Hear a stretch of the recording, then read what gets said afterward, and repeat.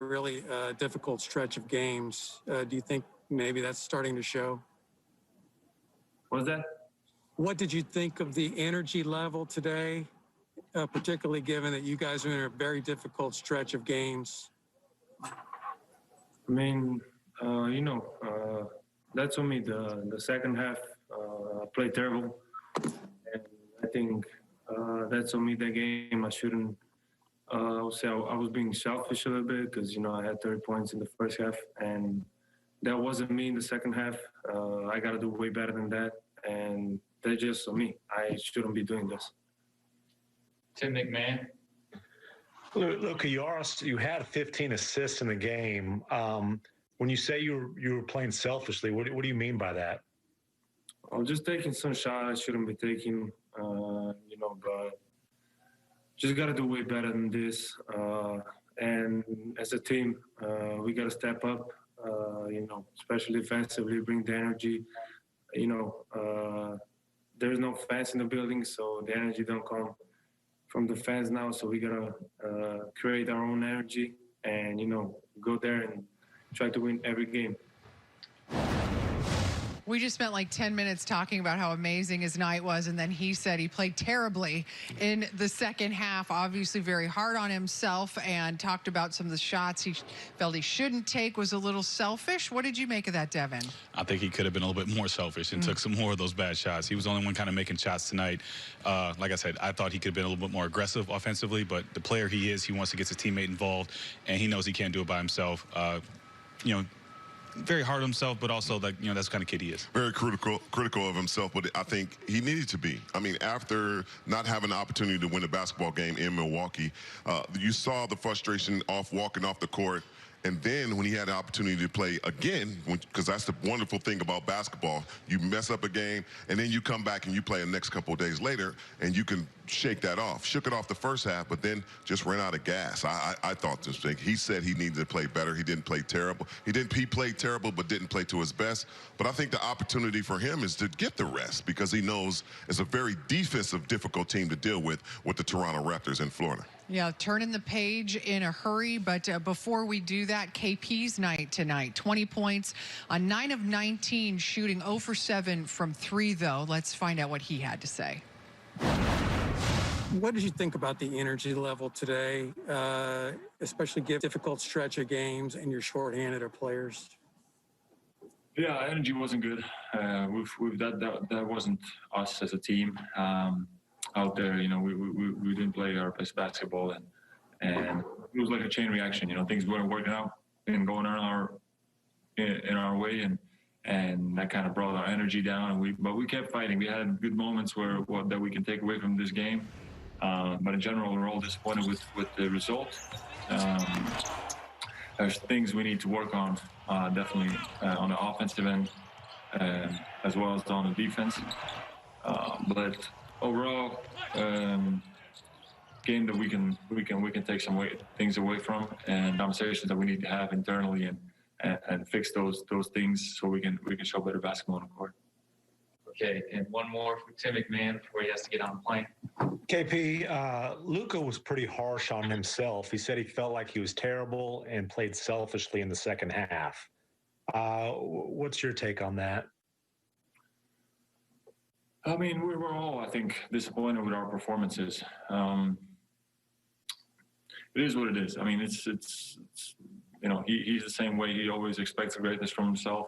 I'm the same way, and we have a lot of high character guys that wanna do the right thing on the court, and it's a team game, so we have to find ways how to play for each other so we can feed off of each other's energy, and that way we don't have that chain reaction that we sometimes go into. All right.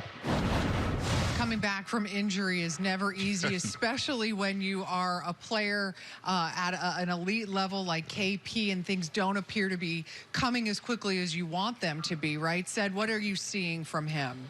Well, you saw some of the jump shots he was shooting in the highlights when he was talking, and it seems like he's already running back on defense, trotting back, not staying within the 3 or getting more towards the basket as he's shooting that. Now, again, I'm not that shooter, Devin, you are. But do you see that being a problem? Because most of the shots tonight were coming up short. They were, and I think it's just tired legs, game legs. But I think with him, really, it's just about rhythm and trying to find that rhythm. And he didn't play well in Milwaukee, but he's also starting out shooting a lot of long threes. I think, get to the free throw line, maybe. And then we had a couple struggles offensively that I think affected us defensively. And then the last 6 minutes of the first quarter and then the second quarter really hurt us. Second half was much better.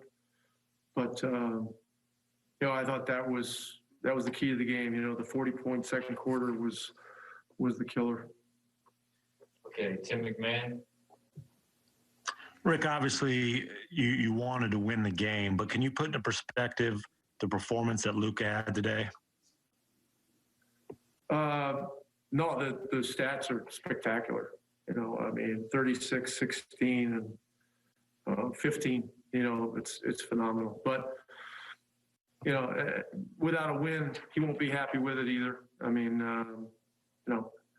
Right now we're entering the most difficult 7 days of scheduling in Mavericks history, and individual stats, are impressive, but we're in the business of trying to win games, and we've just we just came up short.